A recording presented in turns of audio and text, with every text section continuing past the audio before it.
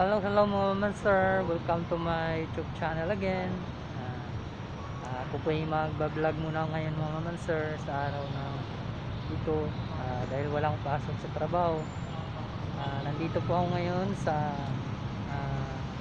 City Hall dito sa my garden, na kung saan napakaganda na mga man sir. Clean and green na po dito ang area na to mga man sir, dahil po yan sa butihin nating Mayor Isko Moreno, sa pagiging good leader niya, na kung saan ang Maynila ngayon mga maman sir ay napakalinis na po talaga. Nandito sa likuran ko po ngayon ay nandito yung statue ni Emilio Jacinto. Ayan mga maman sir, si Emilio Jacinto po yan. At marami po ngayon ditong tao na pagpahinga dahil napakalinis po dito mga man sir, wala nang amoy at napaganda na po talaga dito. Ngayon mga man sir, iikutin ko po ang buong area na to, kung saan nakita rin yung tapat ng KKK. Yan mga man sir, yan po yung KKK. Napakaaliwalas dito, tingnan mga man sir, dahil bukod sa malinis ang area na to mga man sir, na dating dugyot, marumi, mabaho, pero ngayon sobrang bango na mga man sir, nakakalinis. Ito na ngayon yung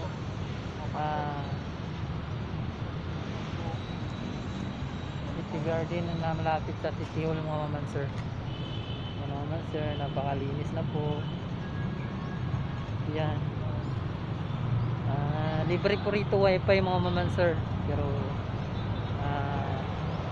hindi naman gaano kalakasan kasi maraming gumagamit, kaya pero makabio po siya ng YouTube lahat po mga maman sir.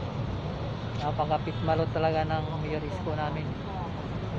Malinis na nga, may mga libre pang wifi at kung ano-ano pa mga man sir. Yan mga man sir, nandito po ako ngayon sa may city garden ng City Hall dito banda, napakalinis. Ayan din po pala yung bagong bukas na coffee shop mga man sir. Ayan po, ayan po yung coffee shop na kung saan kung gusto mong magkape dyan.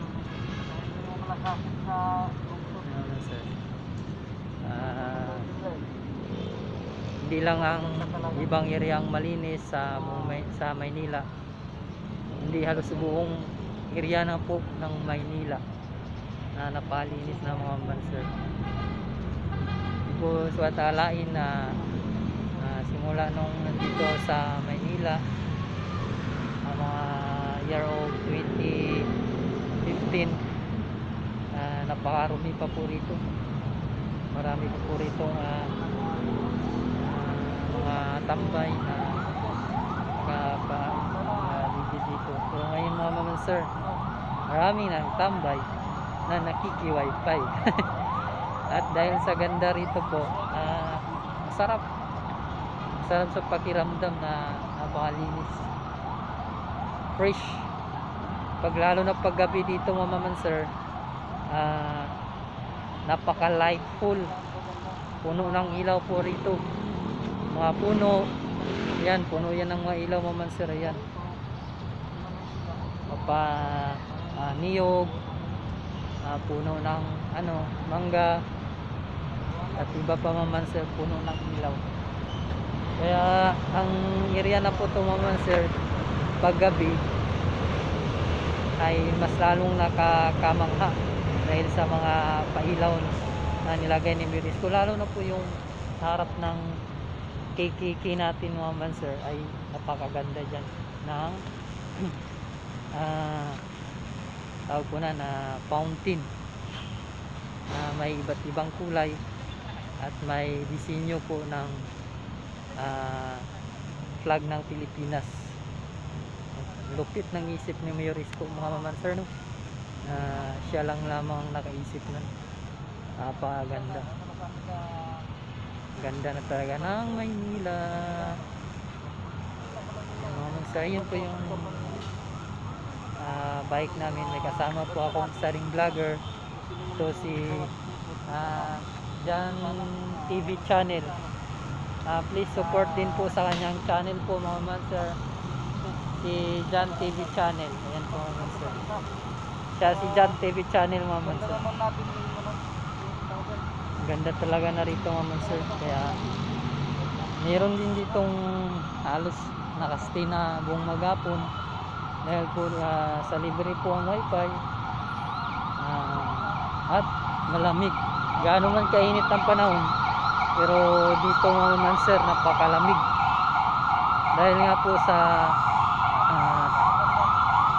mga punong inaalagaan, kaya lalo silang gumanda. Ayan po mga monster.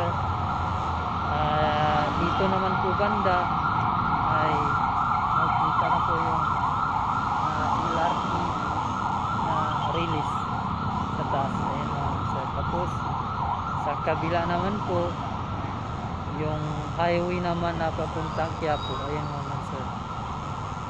Napakaganda talaga ng Maynila mga monster. Pitmalo talaga si Mio Isko mga monster. Hi, pass out. Ulitin ko po mga monster. Paki-support na rin po yung TV channel po. Kaibigan In kong beginning. vlogger po, si Jan TV channel. Bago pa po siyang vlogger naman sir, hope na supportahan po natin siya. Napakaganda talaga ng Maynila dahil sa good leader ng Maynila na si Mayor Isko Dumaguso na unang ginagawa niya ay ang mga kapakanan ng mga mamamayan niya na kung saan todo porsige si Mayor Isko po na tutulong hanggang sa kaya niya mga mamanser. Hope mga mamanser mag-pray po tayo lagi na si Mayor Isko na isang pitmalo ay dagdagan pa ng more years sa kanyang buhay para marami po siyang matulungan at tuloy pa po niya yung magandang hadikain sa ating bansa, hindi lang sa Maynila. Darating din niya ng araw, hindi lang si Mayor Isko mayor lang talaga. Hope na marinig ni Mayor Isko natakbo siya bilang senator, kasi malamang mananalo yan si Mayor Isko dahil sa mga hindi lamang sa kabutihan ng mga ginagawa niya, nakikita na sa mga mata ng mga tao ang ginagawa niya, kaya hindi posibleng hindi siya mananalo dahil bait talaga ni Mayor Isko. Number 1 po na tulungan yung anak ko sa online class, yung tablet na libreng pinamigay niya.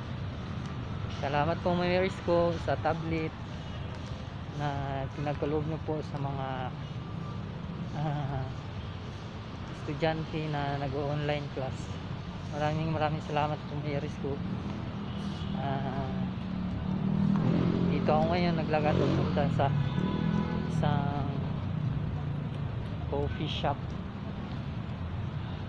Napakaganda talaga dito, napakalinis pa ng paligid, at meron din po ditong CR. Ito po siya naman sa Kapitolyo. Ayos, lagay talaga Kapitolyo naman sir.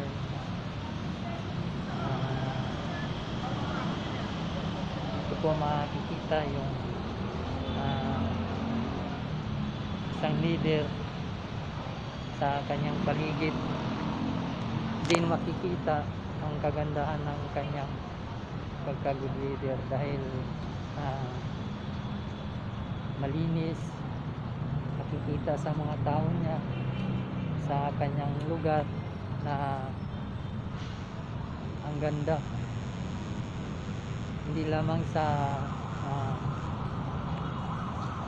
buong Maynila siya tumutulong, pati na rin sa ibang lugar kung saan may mga nangyayaring hindi maganda, yung tuwa ng mga earthquake, ay tumutulong din po si Mayor Isko. Kaya kilalang kilala na po yung butihin nating mayor na si Mayor Isko Dumaguso. Ikmalo ka Mayor Isko, mabuhay ka po, God bless you po, and ulitin ko po, more years pa po sa iyo Mayor Isko para marami ka po pong matulungan.